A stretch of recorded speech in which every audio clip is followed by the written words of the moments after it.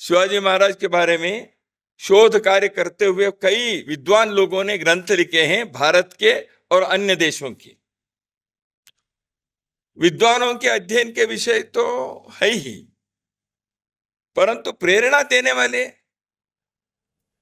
मुझे जिस समाज में मैंने जन्म लिया, जिस राष्ट्र में मैंने जन्म लिया, उसके लिए मुझे कार्य करना चाहिए। इस दृष्टि से प्रेरणा देने के लिए हर पीढ़ी में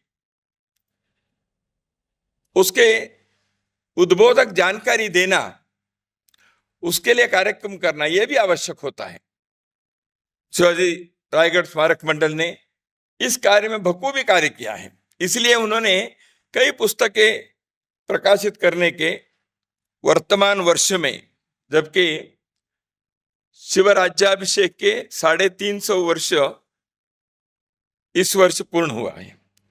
1674 में रायगढ़ के किले पर शिवाजी महाराज छत्रपति बने, शिवराज्याभिषेक हुआ। उस राज्याभिषेक के जो कार्यक्रम हुआ, उसके 350 वर्ष पूर्ण होने पर दिल्ली में ही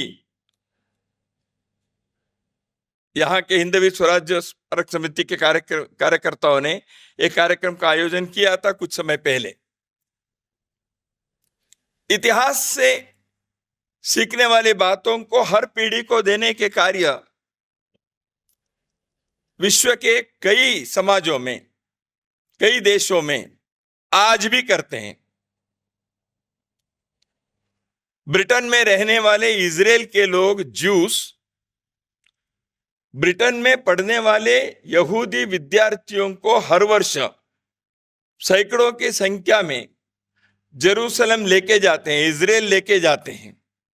भले ही वो ब्रिटिश सिटीजन्स है, आज ब्रिटेन नागरिक है यूके के, लेकिन उनको अपनी प्रेरणा, मूल प्रेरणा मिले, इस दृष्टि से वो कार्यक्रम करते हैं। फ्रांस के लोगों ने नेपोलियन से लेकर हर प्रकार के उस देश के इतिहास के, कला के, साहित्य के सही इतिहास बताते हैं। चीन के लोग बताते हैं। भारत में इतिहास को विकृत करके बताकर शिवाजी के बारे में अंग्रेजों ने भी जितने उनको छोटा किया था, उससे भी विकृत करने के प्रयत्न कई बार इस देश में, स्वतंत्र भारत में हुआ था। परंतु जनमानस में दंत कथा बने हुए एक महान व्यक्ति, उसको इस प्रकार के विकृति से आप उनके जनमानस के उसको मिटा नहीं सकते हैं।